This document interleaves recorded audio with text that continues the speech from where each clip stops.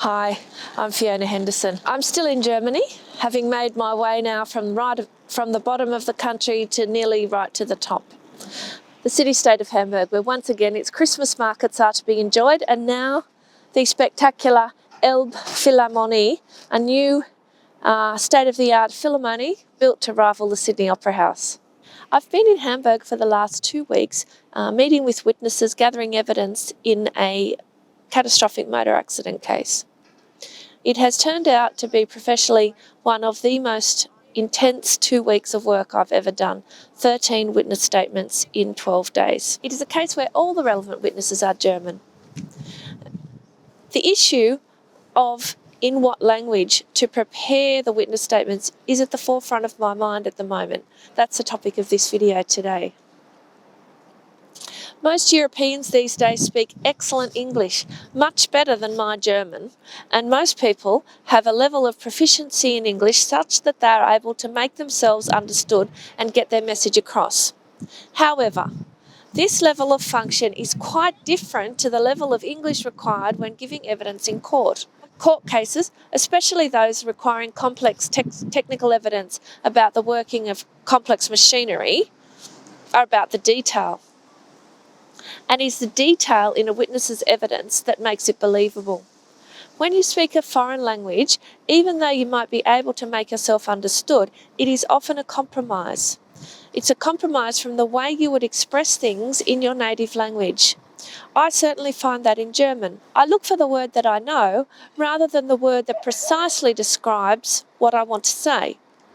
This is a problem for a witness where the description of a conversation or an event needs to be precise.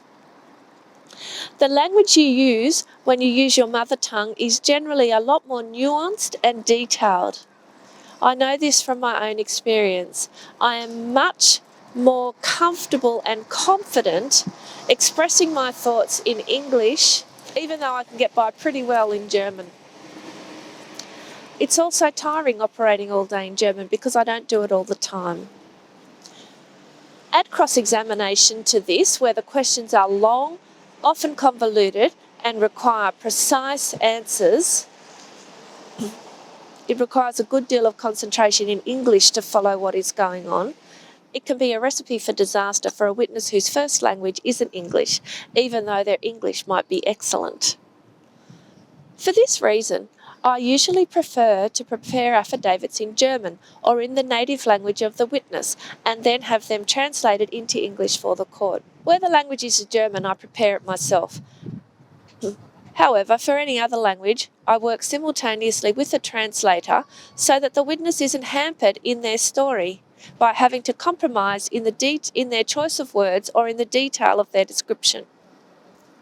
If you start out with an affidavit drafted in English, then you have essentially made the decision for that witness to give their evidence in English in court, including under cross-examination. Courts generally want witnesses to give evidence in English because it is easier and quicker for them. Interpreting a witness's evidence in court slows the proceedings down. But the court preference for efficiency isn't necessarily the best for your witness or your case. And the problem is, you can't easily move back into the native language once you've started out in English. Whereas you can easily move into English if desired at a later stage. The evidence in the chief is the key part of a witness's evidence. You want it to be as nuanced and detailed as possible. The best result will come from preparing an affidavit in their native language, unless they are truly bilingual. All affidavits which are prepared in a foreign language must be translated by an accredited NAATI translator before they will be admitted to the court. It's important for a client to understand that even though your firm might operate bilingually, an in-house translation is not a substitute for an accredited one and will not be accepted. The translator must swear their own affidavit as to the translation, and their credentials must be included as part of that affidavit. It is important to find translators you can work with and whose translation you trust. I will talk about that in a different post. Until next time.